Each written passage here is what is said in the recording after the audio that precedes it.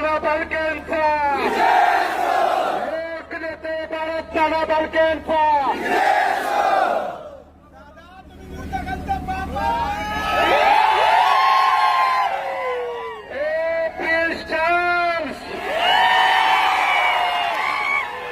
पंढरपूरची तुला गर्दी बघायची होती ना.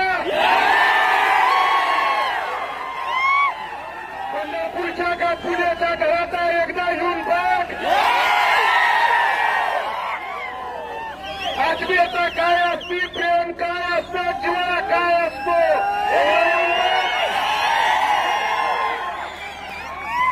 माझा बाप तू निवडणुकीत काढला. आज तुला रात्रभर माझा बाप झोपेत दिसतो.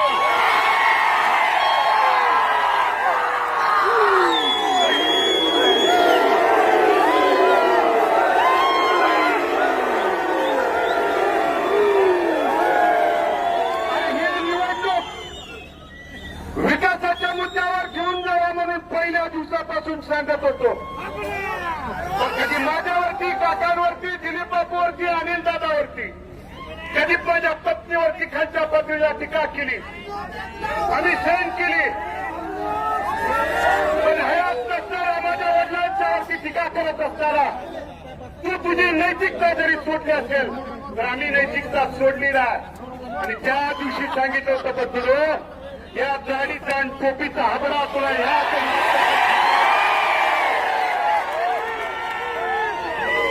21ला पोटनिवडणुकीत रणांगणात पळून गेला. 24ला देखील येतो म्हणून पळून गेला. मला या शिवतीर्थावरून तुला खुला आला नाही. 2025 4 वर्ष तुझ्याकडे तू तुझ्या बाप दादाची खरी औलाद असेल तर 19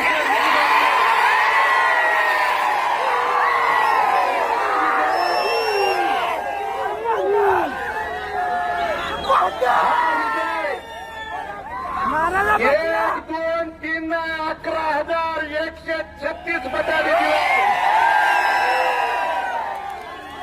आणि म्हणून बंधुलो मला तुम्हाला सन्मानपूर्वक आवर्जून सांगायचा,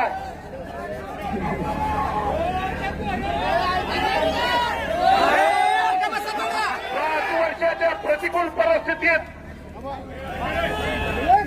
या परिवारातला तमाम इथला माझी मायबाप, वडीलधारी मायबाप, तरुण सहकारी या कुलावासाठी तिष्ठत होता. कुलावाची मनामध्ये खंत होती.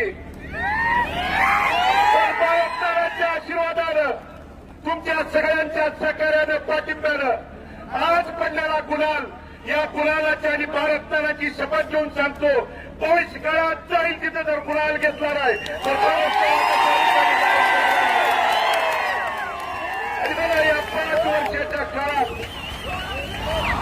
इथल्या तमाम जनतेनं, वडीलधाऱ्यानं, तुमच्या सगळ्यांच्या सहकार्यानं, आशीर्वादानं मी या प्रतिकूल परिस्थितीत अनेक त्या ठिकाणी माझ्यावरती आरोप झाले. कुणी सांगितलं भालके संपलेत, अरे तुझ्या बापाला भालके त्या ठिकाणी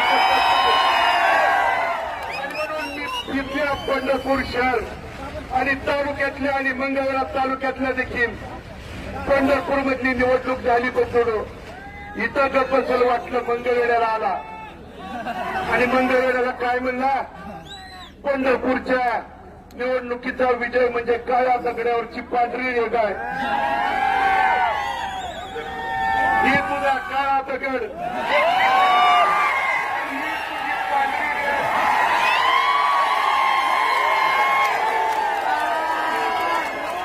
नुसत्या पंढरपूरचा गुलाल नाही तर मंगळवेढचा देखील गुलाल त्या ठिकाणी घेऊन आलो. पुढच्या काळात जिल्हा परिषद असेल, पंचायत समिती, पण बंधूनो खऱ्या अर्थानं अंतकरणपूरक, ऋणपूरक कुणाचं ऋण व्यक्त करायचं असेल तर भगीरथ या 5 वर्षात लढला. त्या लढायला बळ जिथल्या खऱ्या अर्थानं उपस्थित माझ्या मायबाप तरुण सहकार्यांनी, माझ्या भगिनीने आणि सहकार्यांनी दिलं. माझा बाप खऱ्या अर्थानं आज जिवंत ठेवण्याचं काम तुमच्या संघर्षानं, स्वाभिमानानं, तुमच्या लढाईनं, तुमच्या त्या ठिकाणी कार्यकर्त्यांची निष्ठा, प्रेम काय असतं या खऱ्या अर्थानं भारताला जिवंत ठेवण्याचं काम तुम्ही त्या ठिकाणी केलं. त्यामुळे तुमच्या अंतकरता, तुमच्या त्या ठिकाणी या केलेल्या कामाचं भगीरथ बालके आणि बालके कुटुंब कधी त्या ठिकाणी उतराय होऊ शकत नाही. पण या पुढच्या प्रिन्सला आणि त्याच्या बगल बच्च्याला सांगणार 11,000हून अधिक मताधिक्य पंढरपूर शहरातल्या मायबावलांनी मायबाप जनतेने दिलंय. इथून पुढे तर त्या ठिकाणी सूडबुद्धीचं राजकारण करायचं बंद कर. कारण बंधूंनो, इलेक्शन मध्ये त्या ठिकाणी सरकार बाजार म्हणून हाताशी धरून एक गुन्हा केला, दुसरा त्या ठिकाणी केला. काल परवा तुम्हाला सांगायचा प्रिन्स चार्जच्या घरात त्यांनी माझ्यावरती 3रा गुन्हा दाखल केलाय. काय केला? यांची त्या ठिकाणी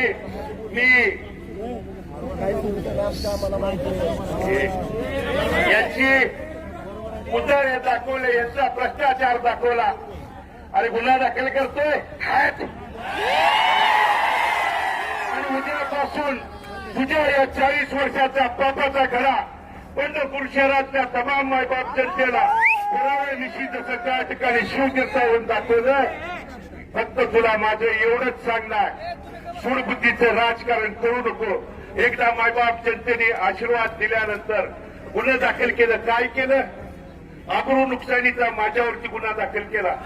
अरे तुला जेवढी पुडी आबरू राहिली ती या निवडणुकीत 11,136 मतानं मताधिक्य दिल्यावर तुला आबरू तर शिल्लक आहे का? एकदा तपास.